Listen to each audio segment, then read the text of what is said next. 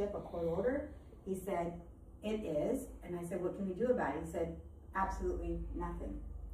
And then it came to a point where we were getting ready to go to court and hear about these things, which was a DVRO that I had filed to restrain the parents from abusing their children. This was on 4/18. And prior to that, my then attorney had told me that Brian Barron had agreed that the children should be with me. So when we got there on Zoom, because my then attorney had a very important vacation to Vegas, and apparently Brian Barron had a very, granddaughter was in court. She said things that were absolutely not true, and I understand the situation as to why. But right then and there, I've never seen anything like this in my life, where Brian Barron, not only did he act as a judge and as an attorney versus more someone interested in the, without Brian Barron ever meeting me, even having a conversation with me, which I did ask my, again, then attorney prior to that date, he said he will talk to you. It's very hard to get him to respond. He was very happy and willing to believe everything from the parents, although she was the one that granted my temporary guardianship. Sorry, need a minute. But, so the judge, anyway, didn't like it either. But, and at that time, you know, again, the judge was very prejudiced in wanting to defend parents on site. Even though knowing in my original documents where she granted me a temporary guardianship, the grandchildren always lived with me. I mean, Chloe was born in my home. She slept with me since she was 2 weeks old. Then my daughter would have the next child, the next child, the next child, the next child. So again, what happened was, in this particular court setting, we were able to show evidence of the father, and which was also a testimony by the investigator, literally driving to my office building with 2 smaller boys in the car, proceeded to smoke weed with the mother as well.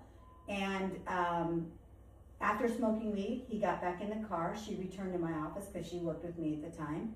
And this was in January of 2024, because and led me to do this was all the stories the kids had been telling me.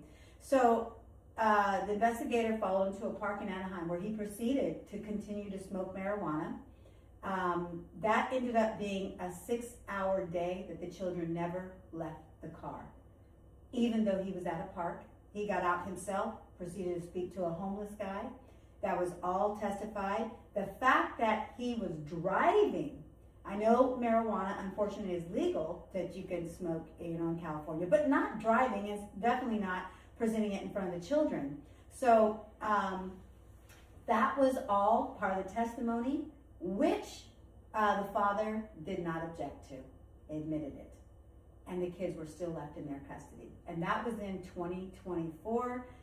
The judge had no, I guess you'd say, wherewithal to say, wait a minute, that's illegal. And this is a danger to these children. Let me dive in more. Not at all.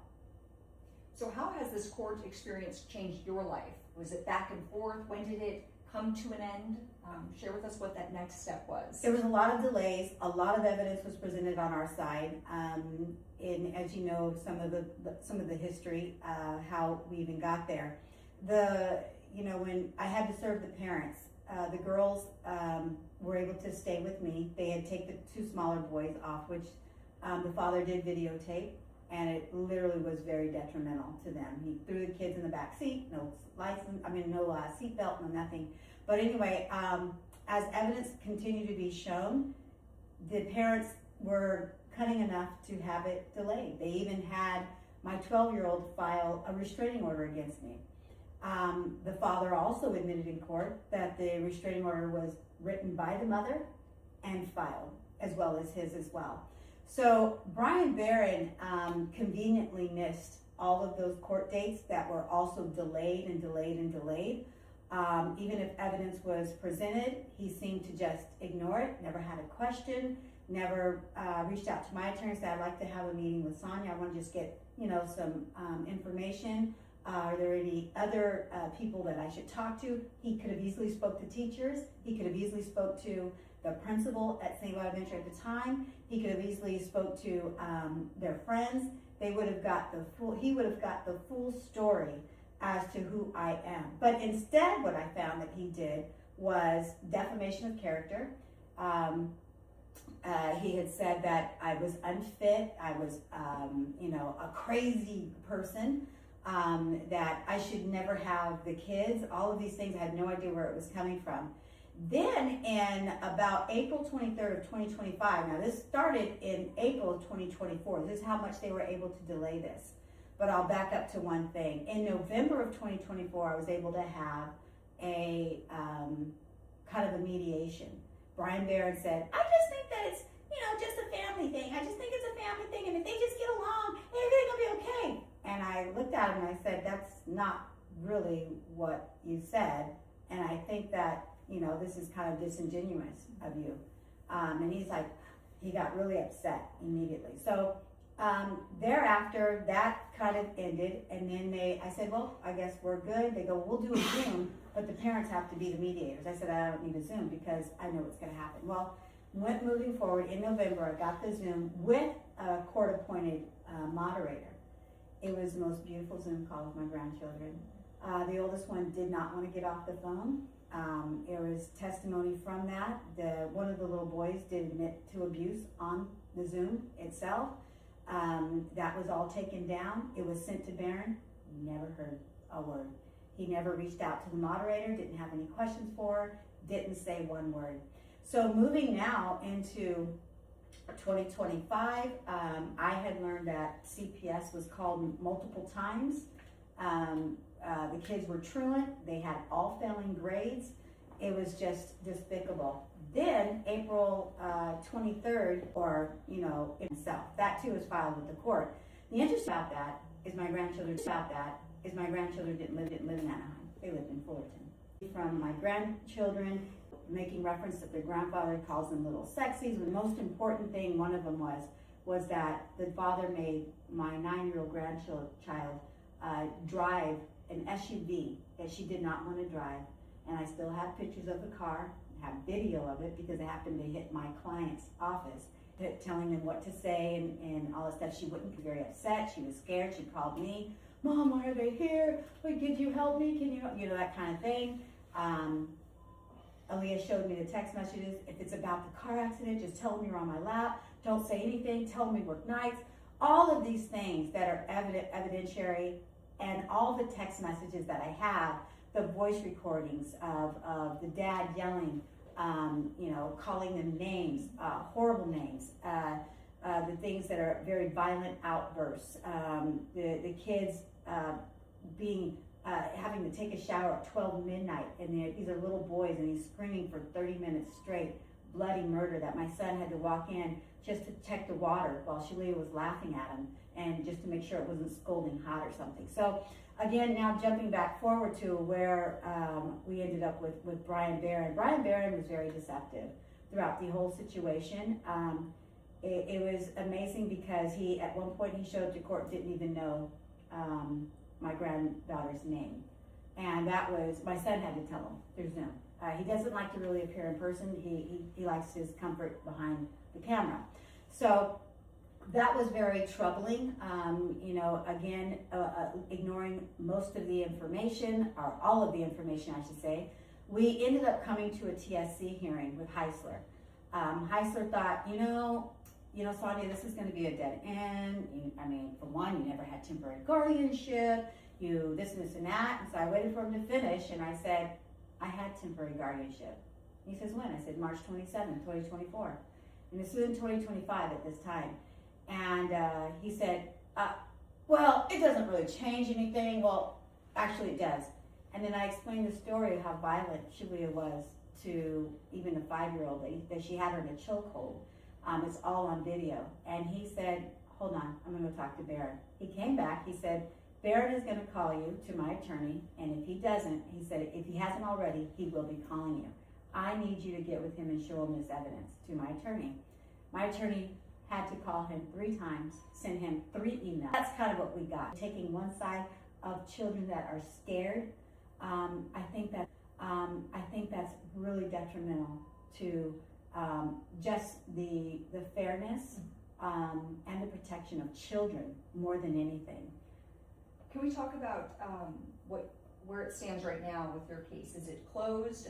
Have you seen the kids? Talk about what you would even share with the kids right now, if you can talk to them. If I could talk to them right now, Chloe, Aaliyah, Rowan, Logan, Donovan, and she has a new baby named Matthew, and God bless them.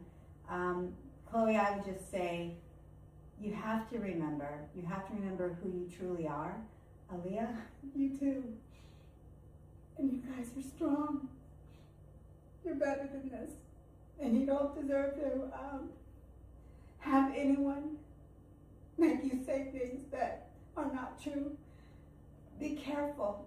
And you know how I am. We've prayed a lot. I've taken you to church. You were even baptized, right? So just remember, God is your source. And that's the only one you really need to cry to. If someone is not willing to help you, like I know Brian Barron was not willing to help you, just know you still have a God you can call on. Okay? And I just love you so much, and that's never going to go away, ever. If you ever need me, if you ever need to call out, I'm here. And I love you guys. And share how your son is handling everything. You talked about Dominic. I know that you Yeah. have more than just a daughter with a lot of children. Right. You're a loving grandma and a mom. You have a beautiful home here with a lot of kids that have been in and out of here. So how is your son? He's heartbroken. He's really torn apart because even Shalia and him used to be close, but from the drug use, That she was saying, or a declaration that her mother had a right, said, oh no, my grandmother made me late for school. Oh, she did this. She made rotten lunches for me. Chloe and Aaliyah both know better than that. I made the breakfast, the lunch. In fact, it was so good that I have to pack extra because the kids would eat it at the school. I paid for all of their schools. The preschool, St. Bonaventure, it's not cheap. I put them in gymnastics, ballet, where their parents never showed up to one recital. I can say one that Shalia may have shown up to, but that's really it. So they've been neglected. It's been a very hard road. I will say that in 2022, when my daughter and her boyfriend got evicted from their apartment, she called me crying, saying, I don't have anywhere to go. I said, come on home, baby. Just come on back home. It's going to be okay. And I told the kids, I said, hey, your mom and dad's going to move back. And they both told me it's a mistake. I said, don't do it. And I was like, oh, I'm a racquetball player. I got tournaments to do. I can finally have a break. And unfortunately, they were right. And out of truth,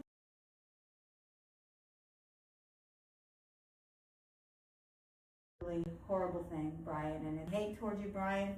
I pray that you understand the severity that children need help. And even though you may not understand a situation, or you may not understand how to get to the root of the situation, this probably isn't the job for you, to be quite honest. But, God bless you, praying for you. I pray that you understand the things that you've done to many families, and I hope it stops now.